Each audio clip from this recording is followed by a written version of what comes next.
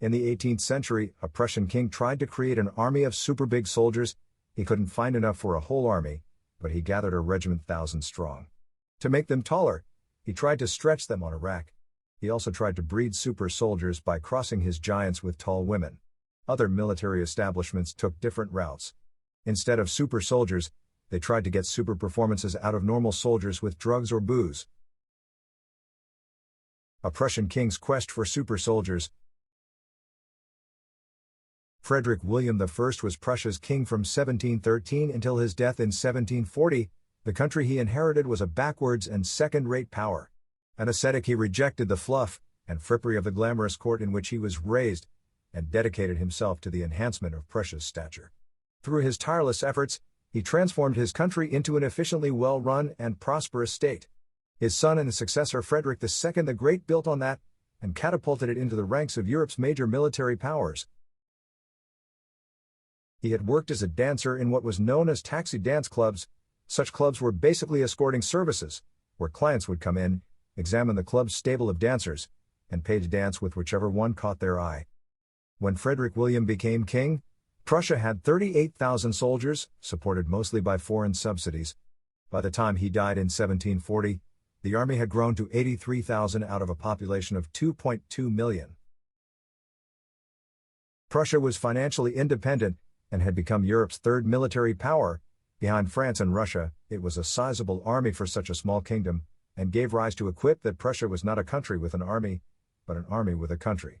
Frederick William's passion for the military took him in weird directions at times, such as his lifelong quest for super soldiers. As seen below, the soldier king collected giant soldiers and tried to breed giants for his army. Frederick William I collected tall men like nerds collect Star Wars figures. King Frederick William I was a short man, even by the significantly lower height standards of his era. He stood a mere 5 feet 3 inches, but despite that, or perhaps precisely because of that, he developed a passion for collecting tall soldiers. As he expanded his military, the king paid special attention to the recruitment of big and tall men, whom he placed in a special regiment, the Grand Grenadiers of Potsdam. The only requirement to join was that they have a minimum height of 6 feet 2 inches. They became commonly known as the Potsdam Giants, or as his subjects nicknamed them, the Langkerle or Longfellows. Frederick William's passion for tall soldiers knew no bounds. As he once told a diplomat, "The most beautiful girl or woman in the world would be a matter of indifference to me, but tall soldiers, they are my weakness." They were clad in fine gold-laced blue jackets, scarlet breeches and vest, white gaiters, and an 18-inch grenadier cap atop their heads to make them look even taller. They were well housed and fed the best food. Pay was determined by height. The taller the super soldiers were, the more they were paid. They never saw combat because the king loved them too much to risk their lives. He spared no expense and balked at nothing to get his hands on tall men. If they willingly enlisted, all well and good, but if not, as seen below, Frederick William simply had them kidnapped and forcibly added to his regiment. The king who balked at nothing to get his hands on super tall soldiers. Frederick William drilled and trained his Potsdam Giants every day, and liked to show them off to foreign dignitaries to impress them. When he felt depressed, he cheered himself up by holding a parade of his super soldiers, preceded by tall, turbaned Moors with cymbals and trumpets and the grenadiers' mascot, an enormous bear. When he fell ill, he had them march through his bedroom past his sickbed. He often painted them from memory. Aware of that passion, the emperors of Austria, Russia, and the Ottoman Sultan sent him tall soldiers to encourage friendly relations. However, although the giants made the king happy, many of them were unhappy, especially those forcibly recruited. Tall men who did not want to join the Potsdam Giant were simply kidnapped. Not just in Prussia, but across Europe. One such was James Kirkland, an Irish giant who stood 7 feet 2 inches, who was hired as a footman by Prussia's ambassador in London. It was a ruse. Kirkland was sent to a Prussian ship moored in Portsmouth, where he was seized, bound, gagged, and sent to Prussia. The king even tried to kidnap an unusually tall Austrian diplomat. In an attempt to make his tall soldiers even taller, he stretched them on racks and supervised the painful procedure as he ate lunch. He eventually gave up after too many died. He also turned to eugenics and tried to breed super soldiers by pairing his giants with tall women. When the king died in 1740, the regiment had 2,500 men. His successor Frederick the Great did not share his father's passion for tall soldiers, and promptly dispersed most of them to active combat units. Why do soldiers fight? As seen above, King Frederick William I had tried to breed super soldiers. Other armies and military establishments throughout history took a less ambitious route. Rather than try to get super soldiers, they tried to get super performances out of otherwise normal soldiers. The super soldierly performances that were often most desired from the commander's perspective was physical courage, and the willingness to face deadly peril without fear or flinching. So they did what they could to suppress their soldiers' fear. A lot of the time that boiled down to the commanders getting their men real drunk on booze, or real high on narcotics in order to get them to fight courageously, or at least get them to fight oblivious to the mortal perils around them. Those were among the prime methods to get men to fight since the dawn of history, a task that is simultaneously easy and tricky. Why do soldiers fight? British military historian John Keegan answered that question with three factors: inducement, coercion, and narcosis. The three key motivations that get soldiers to fight. Of John Keegan's three motivations that explain why soldiers could be made to fight, the first, inducement, is about positive motivation, things like pay, plunder, and the promise of revenge against a hated enemy. The second factor, coercion, is about negative motivation.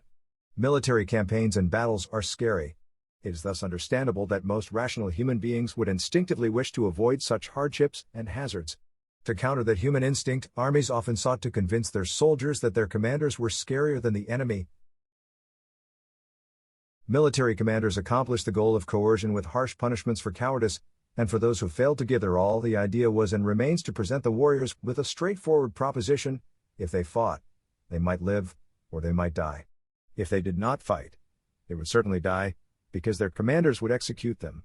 Keegan's third method, narcosis, was to simply dope or liquor up the men so that, even if they lacked super courage, they could at least forget their fears long enough to endure combat. As seen below, armies went about that in a variety of ways. Super soldiers have no fears, but real soldiers have plenty.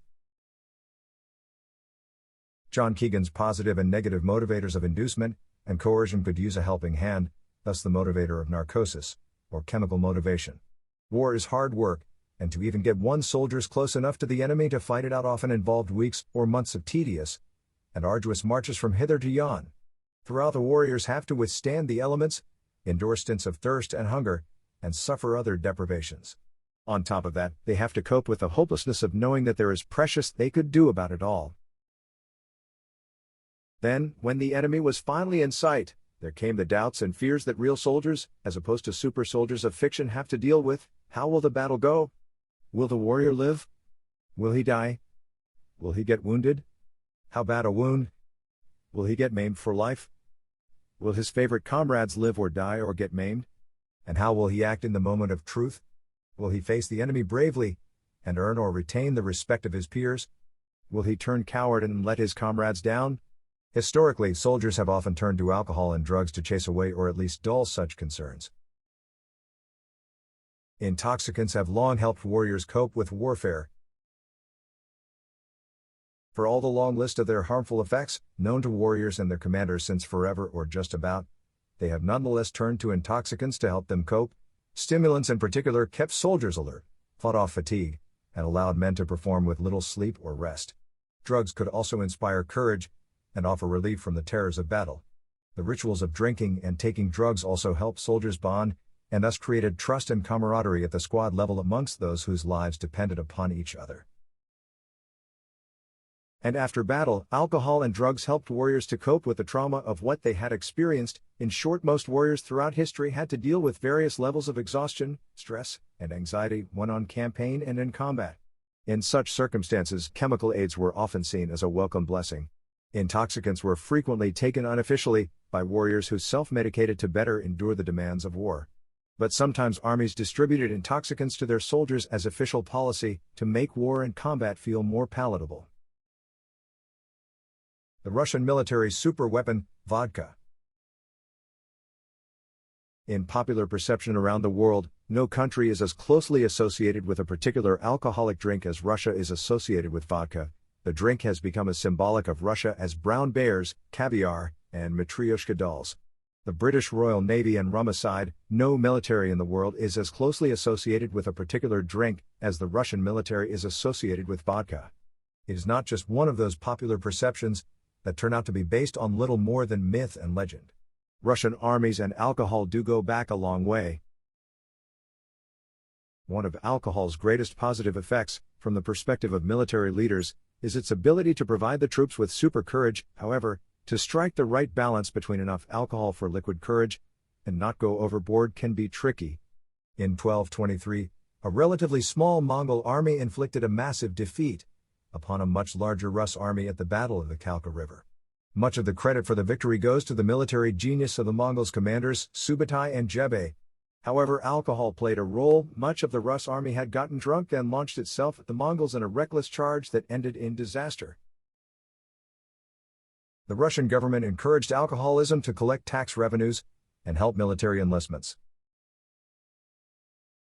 In the 1500s, Russia's czars began to set up establishments to distill and sell vodka, and by the 1640s, vodka had become a government monopoly. The Tsarist tax system was regressive, in that it fell proportionally heaviest not upon the richest, but upon the poorest. Much of that tax revenue came from sales taxes. By the 1850s, nearly half of the Russian government's revenue came from the taxes and duties on vodka sales. By the start of the 20th century, the Smirnoff vodka brand alone accounted for a full third of the Russian army's budget. Because of its vodka monopoly, generations of Tsarist governments encouraged vodka consumption, even at the price of widespread alcoholism among their subjects. Tsar Peter the Great reportedly decreed that the wives of peasants should be whipped if they dared to try and drag their inebriated husbands out of taverns before they were ready to leave. He also used alcoholism to help with military recruitment. Those who drank themselves into debt could avoid debtor's prison if they enlisted in the Russian army for 25 years. Vodka played a significant role in the defeat of the Nazi supermen. The Russian authorities' attitudes towards vodka did not grow more enlightened with the passage of time. In the 20th century, the Red Army issued its soldiers a daily vodka ration of 100 grams. It was not enough to get wasted on, but a few days' ration could be saved for a good drunk. It was also relatively easy for soldiers to get their hands on more than the official ration. In the Winter War of 1939 to 1940, there were reports of wild drunken charges by Soviet soldiers. During World War II, the daily ration of vodka was increased, and the military authorities actively encouraged its distribution and consumption. The Soviets' sheer grit and super courage played a key role in their triumph over the Nazi supermen to close out the war. However, that courage was surely boosted by the rivers of vodka that helped fuel the Red Army's soldiers and kept them well lubricated. In their reminiscences of the war, quite a few of them described the daily vodka ration as having been as important as Katyusha rockets in the victory of Nazism. The British Royal Navy's long history with rum. For centuries, rum and the British Royal Navy were inseparable. From as far back as the reign of King Henry VIII, English sailors enjoyed a daily ration of alcohol. It was issued not just to keep the crews happy and lubricated, but also as a matter of health. On long voyages, water in wooden casks would eventually go bad and spoil sooner or later. The addition of alcohol to the water would extend its shelf life and push its expiration date more towards the later rather than sooner end of the spectrum. For generations, British sailors were issued French brandy. After Britain captured Jamaica in 1655, however, the Royal Navy began to replace its sailors' daily ration of French brandy with Jamaican-produced rum. The transition was helped by heavy lobbying from wealthy and influential British West Indian planters, whose sugar plantations produced rum's main ingredient, molasses. So the issuance of rum to the Royal Navy also took an aspect of financial support for an important British industry. Eventually, the daily rum ration of half a pint became an integral part of British sailors' lives. The invention of grog. The British Royal Navy initially issued the daily ration of a half pint of neat to its sailors. That began to change too in the 1740s, when Admiralty regulations made it compulsory to mix the rum with a quart of water, in a 1-to-4 ratio. That concoction came to be known as grog, after Vice Admiral Edward Vernon, nicknamed Old Grog because of a grogram coat he wore at sea. He introduced the diluted rum to his West Indies squadron in 1740, and from there the practice eventually spread to the rest of the Navy. In 1756, Admiralty regulations directed the addition of lemon, or lime juice to help ward off scurvy. At the height of the Age of Sail in the era of the French Revolutionary and Napoleonic Wars, British ships were powered by wind, but British sailors were said to be powered by rum. Twice daily at noon and again at sunset, the tars would muster on deck in a rum line to collect their daily rum ration. On special occasions, by way of reward or to celebrate victories, captains might issue their crews a double ration of full pint of rum.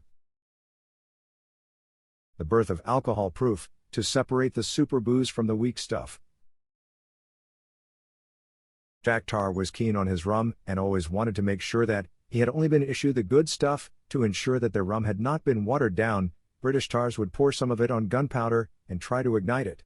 If it ignited, it was proof that the rum's alcohol content was at least 57%. If it failed to light up, then the rum was under proof. Thus was born the term alcohol proof. The name survived, even as the gunpowder test for alcoholic content was replaced by a gravity test in the 19th century. A side effect of the daily rum ration was that, at any given time, much of the Royal Navy operated at various levels of inebriation. Rum in the Royal Navy became closely associated in public perception. When First Lord of the Admiralty Winston Churchill was once challenged for offending some Royal Navy traditions, he derided those traditions as rum buggery and the lash. The end of the Royal Navy's rum ration.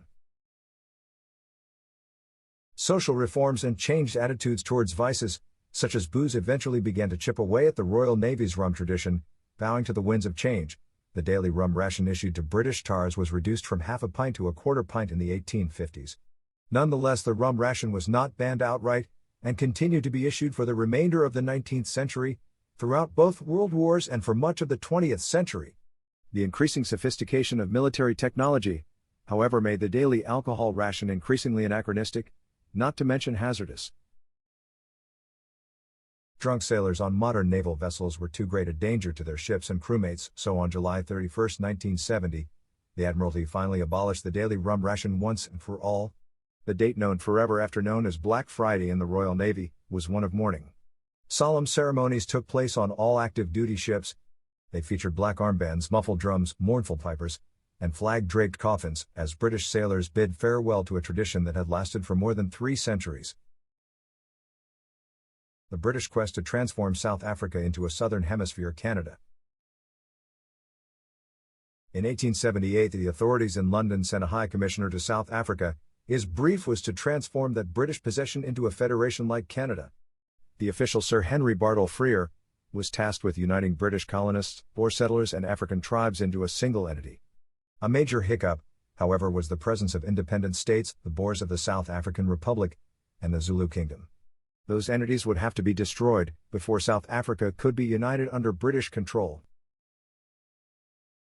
To deal with the Zulus, Frere went rogue and decided to instigate a war without the British government's approval. So in December of 1878, he sent the Zulus an ultimatum that he knew they could not and would not comply with. It included demands that they disband their army and institute radical cultural changes. When the ultimatum was not met, Frere sent in British forces to invade Zululand and initiated the Anglo-Zulu War.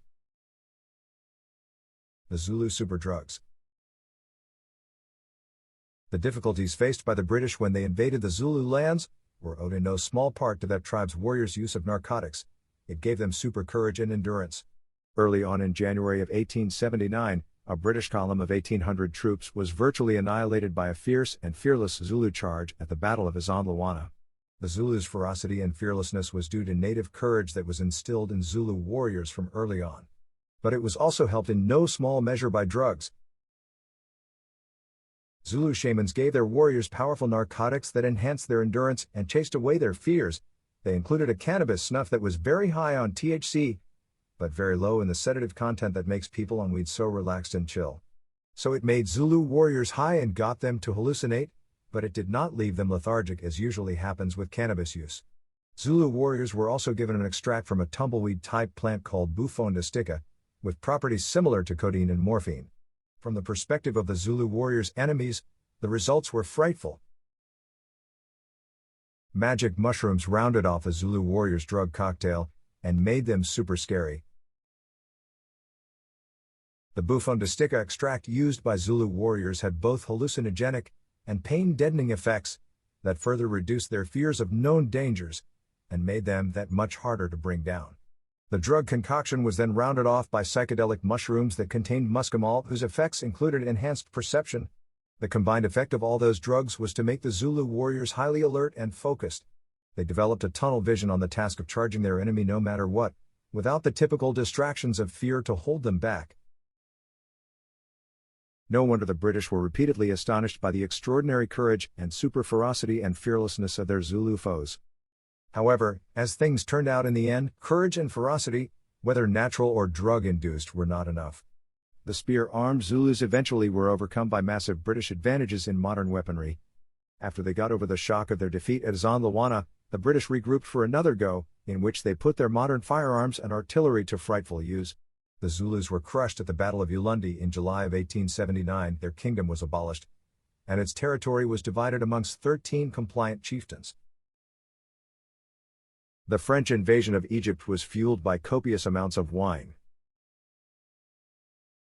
Throughout much of French military history, the soldiers' intoxicant of choice was alcohol, cognac, and wine, and lots of it. Napoleon Bonaparte had a famous dictum that armies marched on their stomachs.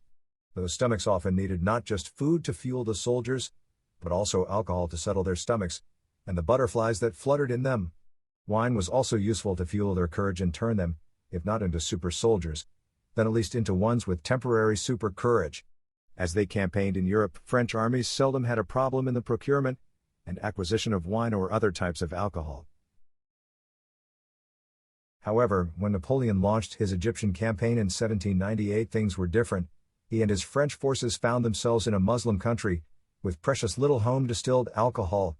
Things got worse for the ever-thirsty French when British Admiral Horatio Nelson and the Royal Navy destroyed the French fleet at the Battle of the Nile in early August 1798.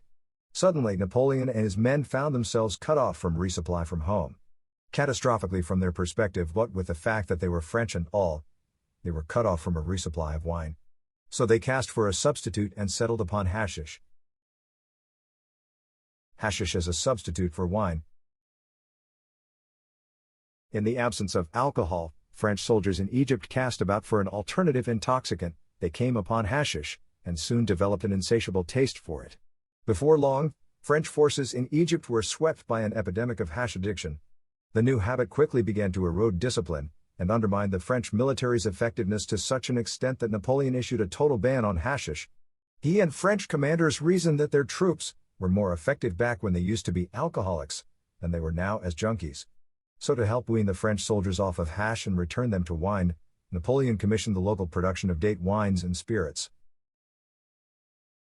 It did not work. French troops drank the newly introduced date alcohol and discovered that it went great with hash, which they kept right on smoking.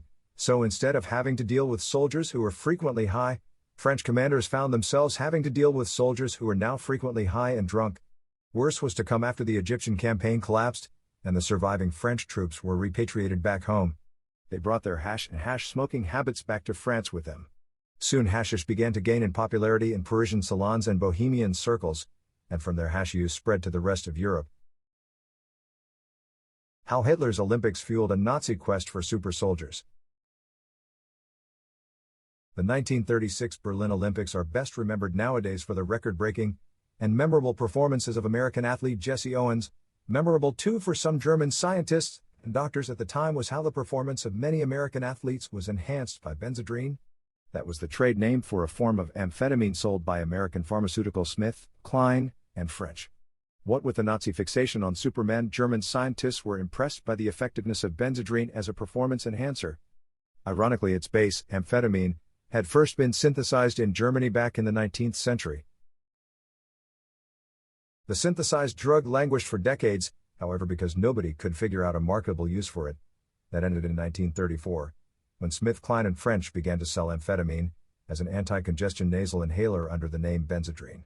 Back in 1936, Olympics doping did not shock or upset people so much as it impressed them. German scientists rushed to come up with their own version of a performance enhancement drug. A year later, a Dr. Fritz Hauschild came up with a formula for methamphetamines, or crystal meth. As seen below, it became a hit in both the German domestic market and with the German military, where its widespread use gave rise to rumors of Nazi super soldiers.